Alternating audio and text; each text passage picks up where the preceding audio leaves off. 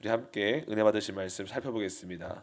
마태복음 15장입니다. 마태복음 15장 32절부터 39절의 말씀입니다. 마태복음 15장 32절에서 39절 말씀입니다.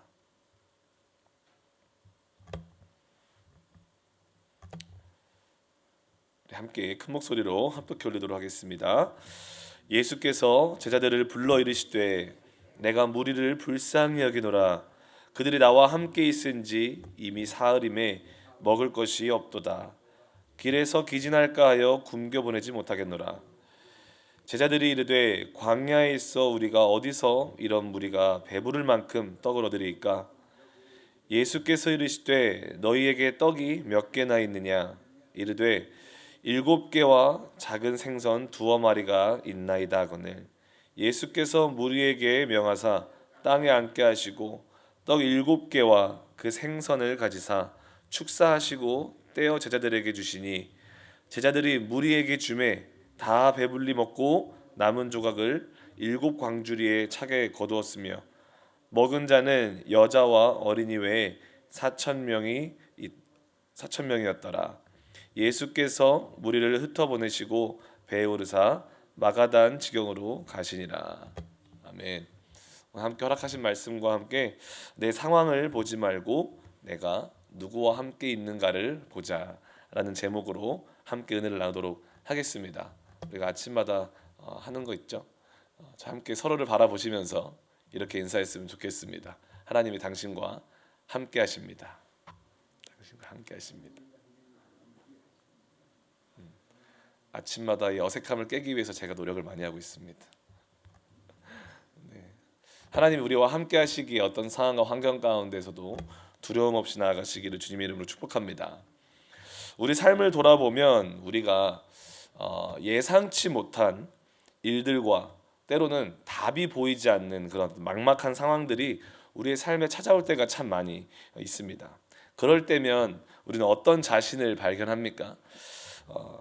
믿음으로 정말 모든 상황을 대하고 믿음으로 모든 상황을 돌파하기보다는 때로는 현실 앞에 우리 시선이 고정되고 그 안에 있는 두려움에 사로잡혀서 주저앉을 때도 많이 있고 절망할 때도 많이 있고 내가 그 상황을 믿음으로 지배하기보다는 오히려 그 상황에 그 두려움에 내가 지배당하면서 살아갈 때가 참 많이 있는 것 같습니다. 그런 우리들의 삶 가운데 오늘 본문 말씀은 우리의 삶의 막막한 현실 앞에 우리가 무엇을 바라보아야 하는지 어떤 자세로 살아가야 되는지를 교훈해주고 있습니다.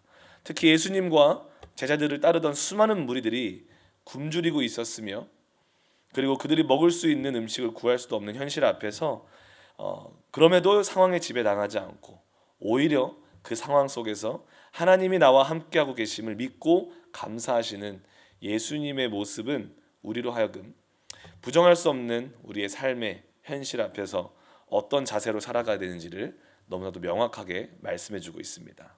그래서 함께 이 예수님의 칠병이요 사건을 보면서 그런 은혜를 누리는 시간이 되도록 하면 좋겠습니다.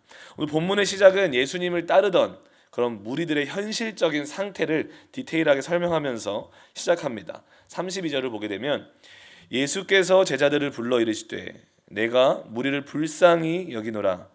그들이 나와 함께 있은지 이미 사흘임에 먹을 것이 없도다.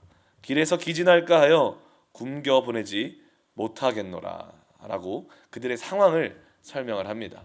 여러분 혹시 4일 동안 굶어 보셨습니까? 다이어트를 하시든 금식을 하시든 굶어 보셨습니까? 제가 한 번은 은혜를 세게 받아가지고 5일 동안 단식을 해봐야겠다 싶어서 단식이라는 건 금식이랑 조금 다른 게 밥도 안 먹고 물도 안 먹는 겁니다. 이제 했는데 5일 목표로 하고 약속을 하고 했는데 4일 차에 죽다 살아났습니다. 정말 입이 쩍쩍 갈라지고 정말로 왜 금식을 하고 왜 단식을 해야 되는가? 만약에 여러분들이 신앙생활을 하다가 잡생각이 든다. 자꾸 죄악에 내가 막 지고 그런 다른 생각이 든다. 집중이 되지 않는다라고 했을 때 금식을 하시면 됩니다. 왜냐하면 그쯤 되면 다른 생각이 나지 않습니다. 정말 먹을 것밖에 생각이 나지 않고 마실 것밖에 생각이 나지 않고 정말 그런 상황에 처해 본 적이 있었는데, 그 굶는다라는 거, 밥을 먹지 못한다는 거, 물을 먹지 못한다는 것이 얼마나 큰 고통인지를 그것을 통해서 한번 경험을 해본 적이 있습니다. 근데 오늘 본문에 이 제자들, 또 예수님을 따르던 사람들이 정말 사흘 동안 주님과 동행을 하는데 굶주린 상태로 예수님을 따르고 있다는 것입니다. 나름 예수님을 쫓는 데는 그들만의 그런 필요가 있었을 것입니다. 병든 자도 있었을 것이고 상한 자, 굶주린 자, 더러는 주님의 가르침을 더욱더 받고 싶어서 따랐던 사람들도 있었을 것입니다. 그런데 문제는 뭐라고요? 사흘 동안 먹을 게 없는 것입니다. 굶주린 상태로, 쫄쫄 굶을 상태로 예수님과 동행하고 있다는 것입니다.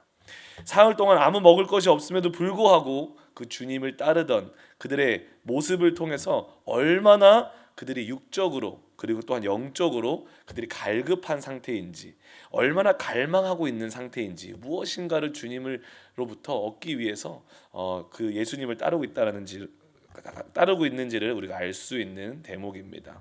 그런데 또 다른 이면에 이들의 모습을 보면서 한 가지 우리가 깨달을 수 있는 건 뭐냐면, 주님을 따르는 길이 막연히 꽃길만을 걷는 길이 아니다라는 것을 또한 느낄 수가 있습니다. 사흘 동안 그렇게 간절함으로, 그렇게 갈망함으로 주님을 따르는 그 길에 그들에게 이런 마음이 있을 수도 있었을 것 같습니다. 주님을 따르는 길이 이렇게 힘든 길이었나? 주님을 따르면 곧바로 나의 필요와 나의 모든 문제가 해결될 줄만 알았는데 전혀 변화가 없는 그런 상황을 보면서 그런 질문들을 했을 것입니다. 상황은 주님을 따름을 통해서 더 좋아져야만 할 것만 같은데 이상하게 내 상황은 점점 고립이 돼가고 있고, 점점 나의 상황은 고갈되어져 가고 있고, 정말 그런 쉽지 않은 상황들을 계속해서 접하면서 그들의 마음이 쉽지만은 않았을 것입니다. 때로는 주님이 그들에게 되게 무심한 것 같고 되게 더디신 것 같고, 때로는 나를 무시하고 있는 것인가, 나를 안 듣고 계시나, 그런 생각도 그들에게 들었을 것 같습니다. 그런데 우리의 모습도 그럴 때가 참 많이 있지 않습니까?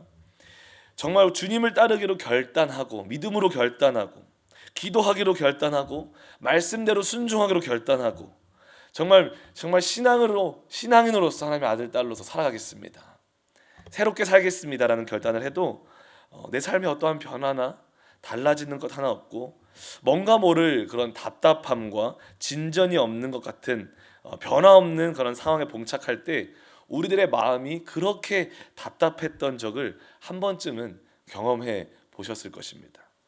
이런 현실적인 문제 앞에서 제자들이 그 현상을 바라보는 그 시선과 또 그들의 자세는 왠지 모르게 남 이야기 같지가 않다는 것을 알 수 있습니다. 오늘 본문 33절을 보게 되면 이렇게 말씀합니다. 제자들이 이르되 광야에 있어 우리가 어디서 이런 무리가 배부를 만큼 떡을 얻겠습니까? 라고 예수님한테 되묻고 있습니다. 여전히 자신이 처한 그런 막막한 현실과 상황을 바라보면서 어떻게 보면 좌절하고 있는 시선, 좌절하는 태도로 나아가고 있습니다. 그런데 재미난 것은 이 칠병이어 사건 전에, 오늘 본문의 사건 전에 이미 그들은 예수님이 베푸신 오병이어의 사건을 경험했다라는 것입니다. 그 놀라운 사건을 이미 했다는 것입니다. 그렇다면 이미 그런 경험을 한 제자들이라면 주님을 신뢰하고 의지하며 나아갔을 법도 한데, 그들은 여전히 그들 앞에 찾아온 현실 앞에 육적인 시선으로, 부정적인 시선으로 상황을 바라보고 있습니다. 그리고 현실 앞에 좌절하는 모습, 여전히 믿음이 아닌 부정적으로 현실을 왜곡하고 또한 해석하고 있는 것을 볼 수 있습니다. 이렇게 말하는 거죠. 주님, 여긴 광야입니다. 아시지 않습니까?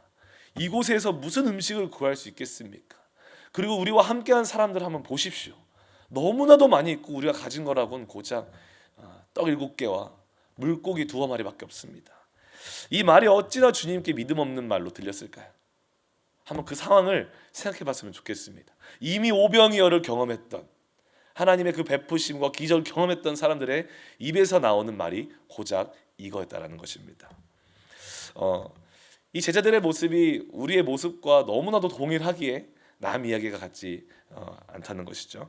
아무리 크고 작은 일로 우리의 필요를 채우셨고 응답하셨고 또 지금도 채우시고 계심에도 불구하고 우리는 여전히 계속해서 찾아오는 현실 앞에서 제자들처럼 상황을 바라보고 좌절하고 낙담하고 원망할 때가 참 많이 있지 않나 돌아보게 됩니다.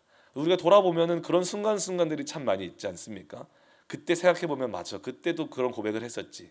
하나님이 다 정말 딱 그 완벽한 타이밍에 내가 필요한 만큼 하나님 은혜도 주셨고 필요한 것도 채워 주셨고 하나님이 그런 나의 삶에 공급하셨던 것들이 너무나도 기억해 보면 더듬어 찾아보면 너무나도 많음에도 불구하고 여전히 오늘 내가 맞닥뜨린 현상 앞에서는 그것을 기억하기보다는 여전히 상황에 내 시선이 집중되고 원망하며 좌절하고 있다는 것입니다.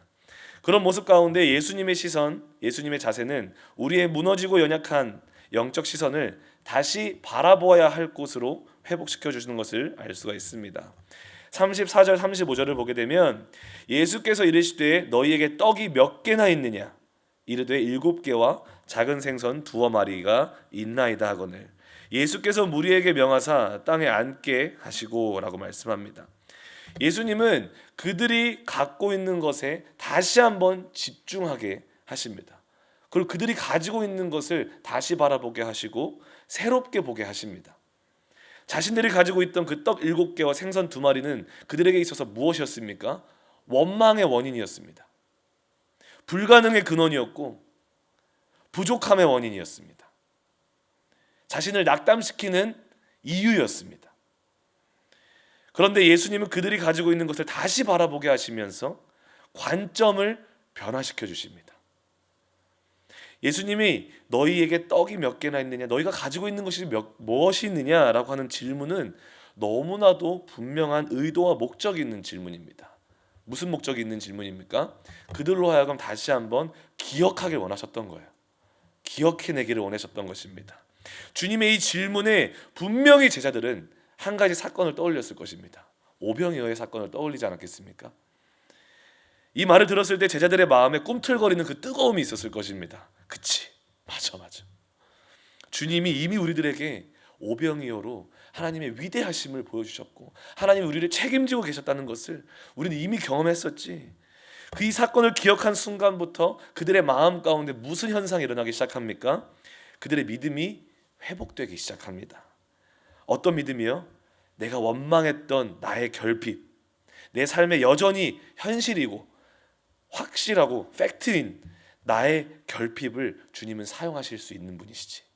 나의 결핍을 사용하셔서라도 주님은 주님의 위대하신 일을, 주님의 뜻하신 일을 충분히 하실 수 있는 분이시구나 라는 믿음이 다시 자라기 시작했다는 것입니다. 그래서 오늘 우리가 그것을 기억했으면 좋겠습니다.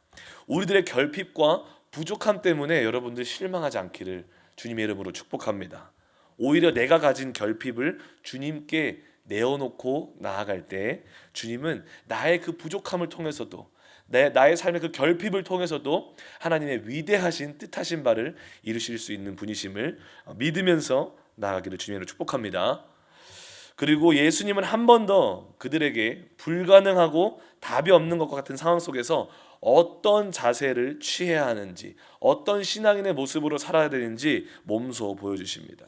36절을 보게 되면 떡 7개와 그 생선을 가지사 축사하시고 떼어 제자들에게 주시니 제자들이 무리에게 주매라고 말씀을 하십니다. 예수님은 다시 한번 그들의 손에 갖고 있던 칠병이어를 가지시고 축사하셨습니다.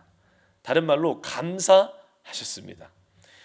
감사다라는 단어는요 유카리스테오라는 단어를 사용하는데 이 단어는 오병이어 사건에서 사용되어진 율로게오라는 단어와는 구별되는 단어입니다. 다른 단어이지만 그럼에도 불구하고 사실상 같은 의미를 전달하는 단어입니다. 율로게오와 마찬가지로 이 단어의 뜻은 내가 처해진 상황 속에서 좋게 말하다, 좋은 것을 말하다, 찬양하다, 감사하다라는 뜻을 가지고 있다는 것입니다. 즉 이미 주님께서는 주님이 가지고 있는 결핍을 통해서 넉넉히 일하시고 또 먹이시고 채우실 것을 앞서서 먼저 미리 하나님께 믿음으로 감사하고 찬양하였다라는 것입니다. 쉽게 표현하자면 솔직히 눈에 보이는 거 하나 없고 손에 잡히는 거 하나 없지만 여전히 막막하지만 이런 고백을 올려드리는 거예요. 주님, 주님이 주인이시기 때문에 여전히 잘 될 것입니다. 주님이 내 삶의 주인이시고 내 삶의 주인이 당신이시라면 나의 문제도 당신의 것입니다. 주님이 책임지실 것이고 모든 것이 주님께서 협력하여 선을 이루어내실 줄 믿습니다. 그래서 모든 것이 좋은 것입니다. 잘 될 것입니다. 주님을 믿습니다. 신뢰합니다. 끝까지 찬양하겠습니다. 끝까지 감사하겠습니다.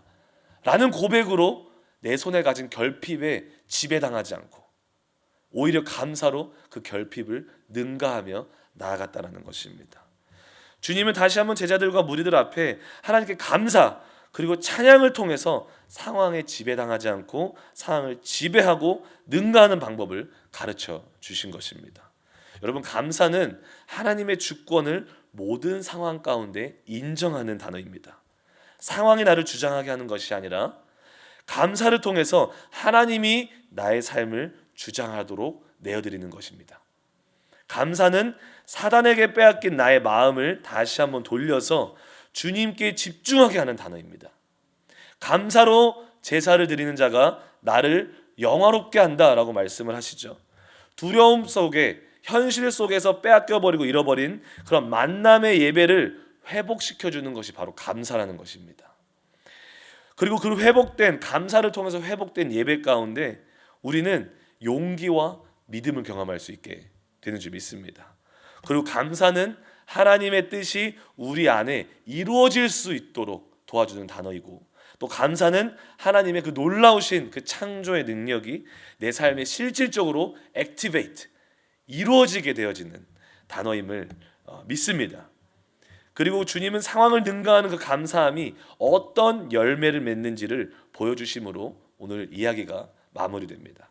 37절 38절에 다 배불리 먹고 남은 조각을 7 광주리에 차게 거두었으며 먹은 자는 여자와 어린이 외에 4,000명이었더라.